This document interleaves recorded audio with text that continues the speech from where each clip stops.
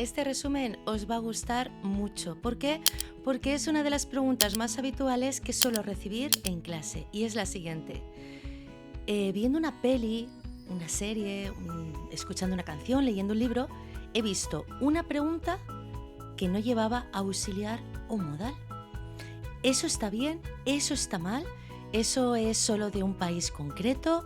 ¿Eso es más sociable? ¿Eso es menos sociable? Por supuesto que eso está bien y por supuesto que eso existe en la gramática. ¿Quieres aprenderlo? Yo te lo explico. Let's go.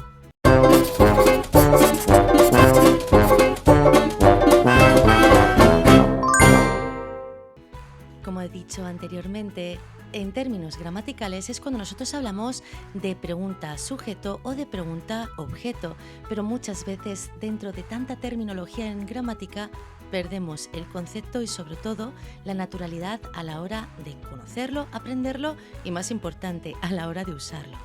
Si nosotros echamos la vista atrás, siempre os enseño lo mismo. Nosotros para hacer una pregunta ponemos el auxiliar o modal delante del sujeto, pero primero, ¿qué es un sujeto?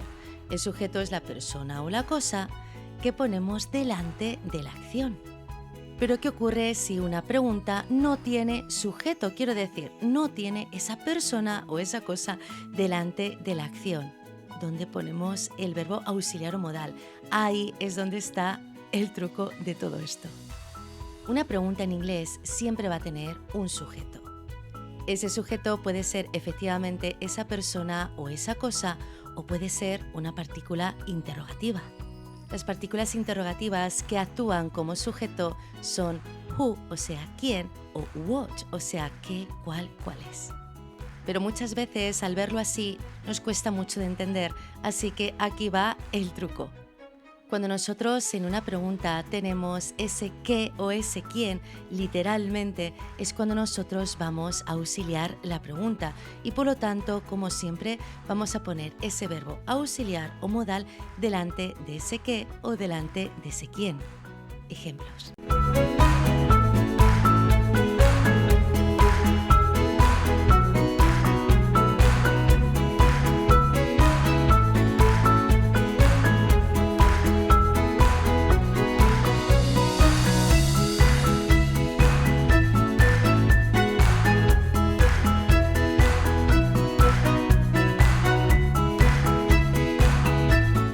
En cambio, cuando nosotros no tenemos a esa persona o a esa cosa como sujeto delante del verbo, es cuando esa partícula interrogativa actúa como el sujeto.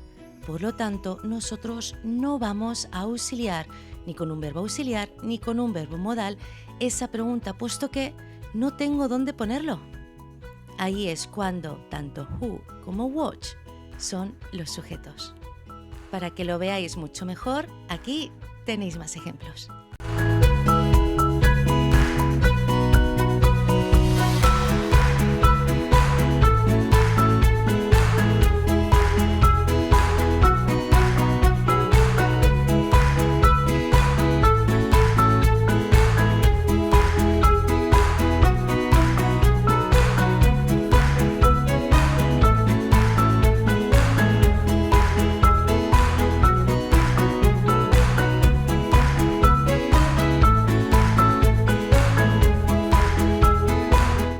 Aparte de todo esto, recordar que muchas partículas interrogativas actúan con un objeto que no se va a poder separar. Por ejemplo, qué color, programa, cuántas personas, cuánto dinero, cuánto aceite. Si tenéis cualquier tipo de duda o necesitáis repasar esto, acordaros que ya tenéis en el canal el vídeo sobre las partículas interrogativas. Cuando nosotros tenemos sobre una pregunta estas partículas interrogativas con su propio objeto y después nosotros tenemos un sujeto, o sea, un qué o un quién, nosotros por supuesto que vamos a auxiliar a ese qué o a ese quién con su verbo auxiliar o modal. Para que lo veas mucho mejor, aquí tienes los ejemplos.